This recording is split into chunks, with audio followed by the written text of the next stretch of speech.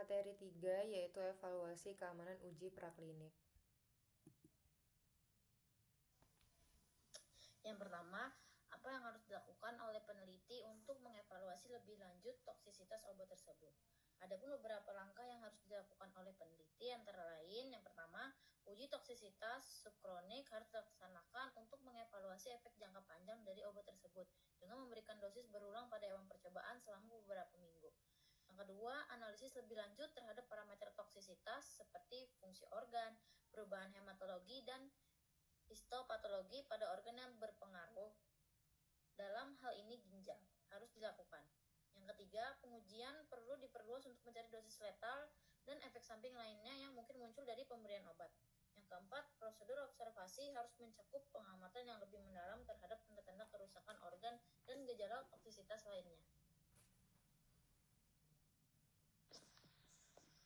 Yang kedua, apa yang dimaksud dengan NOAEL dan bagaimana menentukan dosis awal yang aman untuk uji klinik? NOAEL atau No Observed Effect Level didefinisikan sebagai dosis tertinggi dari senyawa yang tidak menunjukkan efek samping yang dapat diamati. Untuk menentukan dosis awal yang aman untuk uji klinik, langkah-langkah berikut harus diambil. Yang pertama, dosis NOAEL harus diidentifikasi dari hasil uji praklinik. Yang kedua, dosis tersebut digunakan sebagai acuan untuk menetapkan dosis awal pada manusia dengan mempertimbangkan margin keamanan atau rasio antara NOAEL dan dosis terpetik yang dia ada dosis yang ditetapkan untuk uji klinik harus dipastikan tidak melebihi tingkat yang telah ditentukan sebagai NOAEL pada hewan percobaan. Yang ketiga, mengapa evaluasi toksisitas subkronik dan kronik penting dalam pengembangan obat ini?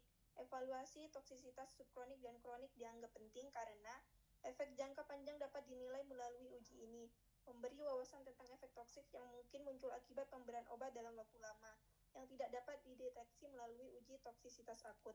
Potensi kerusakan organ dapat diidentifikasi dengan melakukan evaluasi jangka panjang, memungkinkan deteksi kerusakan pada organ vital seperti hati, ginjal, dan organ lainnya. Dan yang terakhir, data dari uji subkronik dan kronik memberikan dasar ilmiah yang diperlukan untuk menetapkan dosis aman dan efektivitas obat sebelum melanjutkan ke tahap uji klinik pada manusia. Kasusnya, yang pertama itu uji coba pada tikus tersebut harus segera dihentikan untuk mencegah kerusakan lebih lanjut.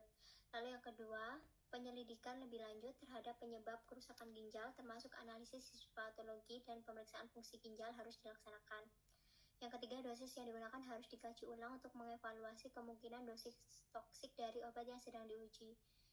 Yang keempat, uji toksisitas subkronik harus dipertimbangkan untuk memahami efek jangka panjang dari obat tersebut, terutama jika kerusakan ginjal terdeteksi. Yang kelima, berdasarkan hasil yang diperoleh, penyesuaian terhadap formulasi atau dosis obat harus dilakukan sebelum melanjutkan dengan uji klinik. Sekian dari kelompok kami. Wassalamualaikum warahmatullahi wabarakatuh.